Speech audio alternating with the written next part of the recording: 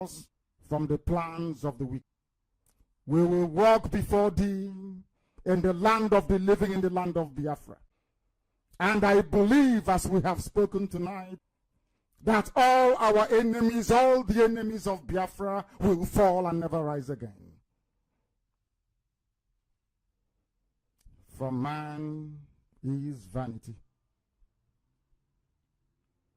Sometimes we wonder what we shall offer unto thee for all that you have done for us, for all that you have done for IPOB, for all you have done for Biafra.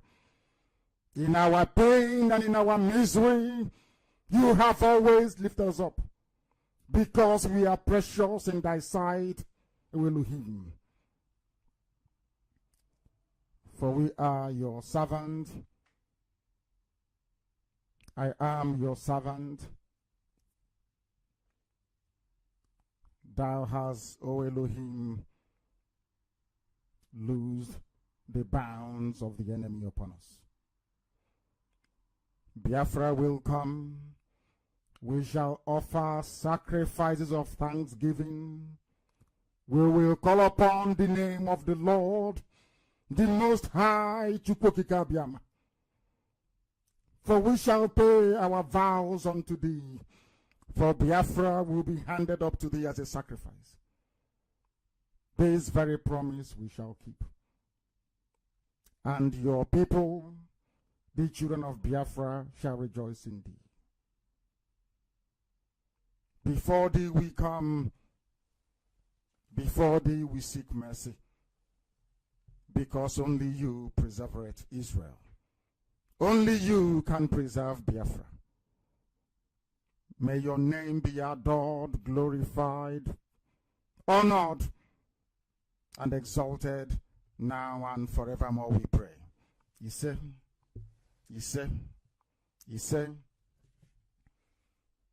the program this evening will be very brief, because our enemies are waiting. They are prepared. They have done all they can within their powers to turn justice on its head, but it will not work, and it will never, ever succeed. I have taken this much time since traveling the continent to solidify the alliances we have built over the past few years, while at the same time opening up new alliances for Biafra. I have decided deliberately to take a break from broadcast in order to have the time to reflect on our next course of action and the opportunities that my travels have presented us to advance this struggle forward. My travels have taken me to Brussels, where I held beneficial high-level discussions and succeeded in making a good case for our cause for liberation.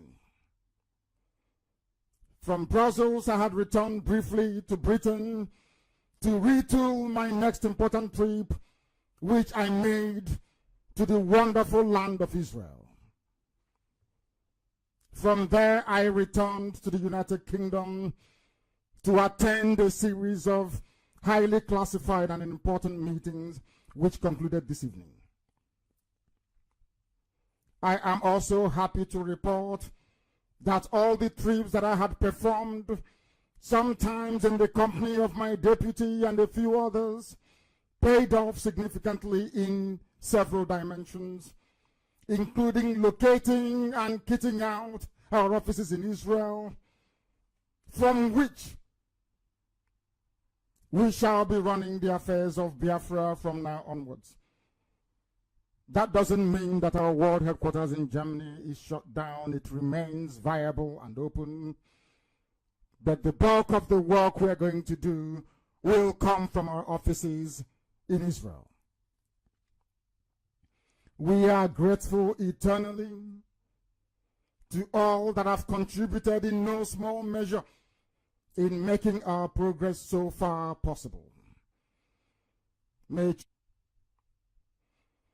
I wish to state categorically from the outset that I recognize the enormous burden this struggle has brought on all of us in IPOB, even those who are not part of this very noble family, but support what we do. These burdens have ranged from the dangers of being killed by wanton acts of state terror unleashed by the damnable zoological republic and her forces, and some Southeast governors who were unceremonial, to the axis of evil that is ruling the zoo today. I know that despite our courage, our convictions, we worry about arbitrary arrests, illegal detention, and persecution. I say to you this evening, fear not, for victory and succor shall be ours in no distant future. In my most private moments, when I reflect on this struggle, I have endured quite a lot, as most before me did. That sometimes I wonder if Chukwuka Abiyama actually intended this burden to be upon us.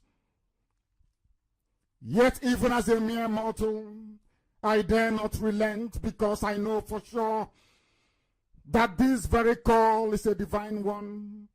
I know that I must make this personal sacrifice for the good of our people. I know that it is something that I was born to do, a burden that I bear, a cross that I will carry until I lead the wonderful people of Biafra, IPOB, into that very promised land. So we shall all persevere until Biafra is restored. I ask that everybody remain as resolute and as tenacious as I am.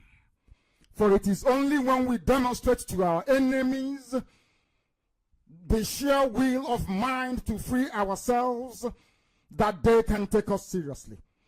We must not waver before our enemies. We must continue on this very noble march to our freedom. Yes, it is true that we have no guns and no army, but in the minds of IPOB lies the greatest weapon of all, the will to be free from domination, the will to succeed, the will to survive, and the will to build one of the greatest nations that the world will ever witness. Keep it alive and never, ever relent. It is important, very, very important, that we remain vigilant, because the enemy has invented new ways of fighting us. We know that they are now using the judicial process of transfer of federal judges to the Southeast to be populating the federal high court sitting all across Biafra land with judges of Fulani cabal extraction, of which Binta Nyako, surprisingly, who has been railroading our people through show trials. He started by revoking the bail of IPOB family members, and in some instances, increasing it to excessive conditions. This was what exactly Binta Nyako did this very day. While our lawyers are fighting this within the limits of the weak Nigerian judiciary, we have instructed our international lawyers to take up this new twist with the international legal and diplomatic order. We want that all that assist in the unlawful taking of lives and liberty of Biafrans will in time to come be adequately punished and held accountable through every lawful means available to us.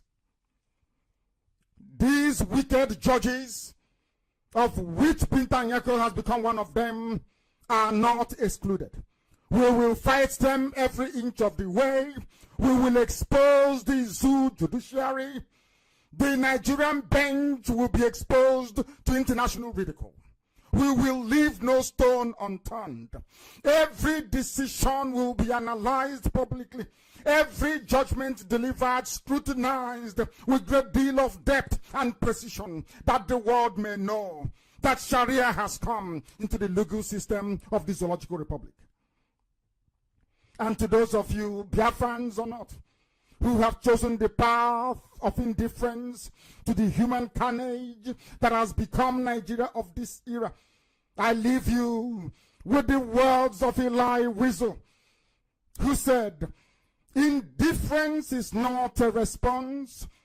Indifference is always the friend of the enemy, for it benefits the aggressor, never his victims, whose pain is magnified when he or she feels forgotten. The political prisoner in his cell, the hungry children, the homeless refugees, not to respond to their plight, not to relieve their solitude by offering them a spark of hope, is to exile them from human memory. And in denying their humanity, we betray our own. Mr. Wiesel captures the true essence of true Biafrans. We are not indifferent and can never be. We are not indifferent to our own cause to be free. And the supreme sacrifices some of us have made can never ever be in vain. For Biafra must come. There is nothing any human being can do to stop it.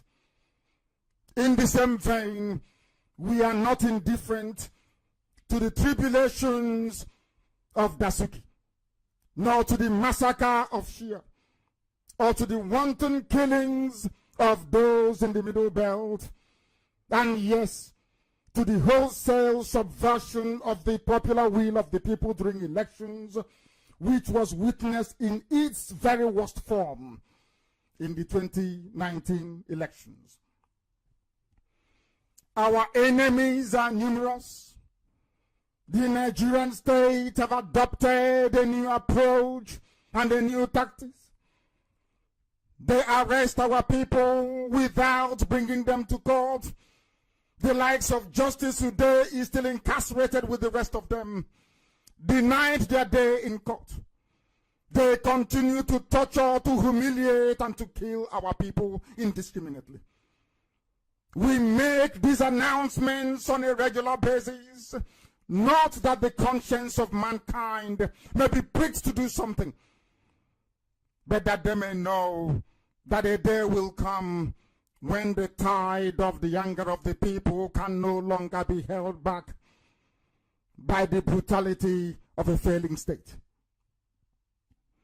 At the court of Bintaniako, they have decided to do their very worst. They have proceeded to issue a bench warrant against me without investigating the circumstances surrounding my non-appearance in their kangaroo court. The events that took place in my compound on the 14th of September of 2017, they are hoping with this very ridiculous announcement today to sweep that under the carpet. Because of the very of these vagabonds, because of the way they subverted their own laws, Binta Nyako felt that the only way she can reclaim the headline is by going for the obvious, by revoking my bail, which is against the law. She did not want to hear the case against the Nigerian army. Binta Nyako, being a Fulani woman, is doing the bidding of the cabal. Because her husband is in trouble, her child is in trouble, she felt the only people they can use to leverage the conditions of her husband and her child is IPOB. We have done nothing wrong. We have broken no laws. There is no case before the court of Binta Nyako. But she proceeded to conduct this very sham trial in the hope of endearing herself to her Fulani Caliphate. Because justice is on our side and will always be on our side. She is using her courts to make money for Nigeria. We paid upwards of 40 million in order to secure bail because she wanted to take money from Biafrans. They think we are a cash cow. Having failed to secure bond forfeiture from Senator Baribe and the rest, she turned her sights on my predicament and revoked the bail without hearing the circumstances surrounding the attempt to assassinate me that led to the death of 28 people. There is no judicial review of the attack against my home. There is no public inquiry surrounding the circumstances that led the army to come to my home to kill me and ended up killing 28 people. Nothing at all. Just a revocation of bail. Because she is acting to a script. And we are going to teach her a very bitter lesson. We will tell her that we are Biafrans and we can never, ever be intimidated. Not by her, not by anybody, not now, not tomorrow, not ever. Because there is nothing anybody can do about it. This very judge today, by virtue of her ruling, has forfeited every right to continue to preside over this very case. In November of last year, we presented application after application before this very judge, and in every occasion she swept it aside and said she wouldn't listen to it. When confronted by our lawyers, her only defense is to say that this is my law court, I can do whatever I like. And they claim that Nigeria is a democracy. If Justice Binta Nyako feels that she's under some sort of pressure from the cabal, which we know that she is, the only thing judicious for her to do in this very case is to recuse herself. She must remove herself from this very case because she has lost every moral authority to continue to preside over it.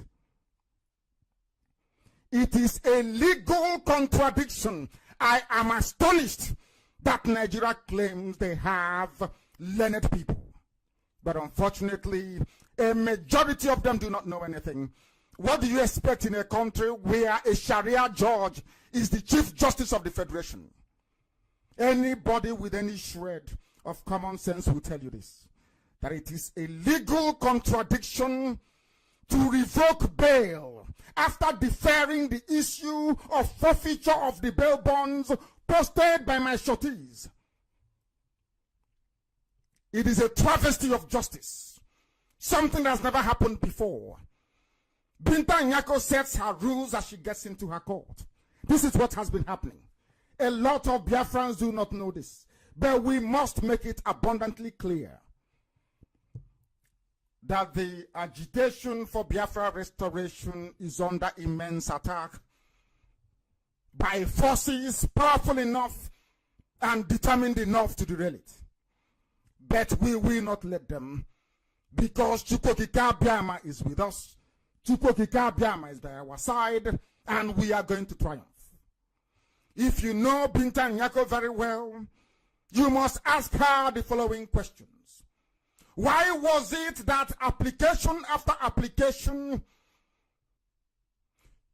precisely dealing with the circumstances surrounding the invasion of my house that led to the death of 28 people, were never entertained by your court? How can you proceed to issue a bench warrant without any hearing? How is that possible? How is it possible for you to give every leeway to the prosecution whenever they demand or request it? But in our case, you have refused to entertain the numerous applications we brought before your court. Why are you conducting the persecution of Biafrans? If you do not retrace your steps, you will suffer immensely for this very sham trial that you are presiding over. Because there is no case before you. The world doesn't know this, but I will tell them tonight. We are being charged with secession. And there is nothing like secession as a crime in the law books of the damnable Zoological Republic. We have broken no laws. We have done nothing wrong. And because of that, this sham trial must be discontinued. You cannot stop me from doing this very work that Chukwu Okike Abiama has determined.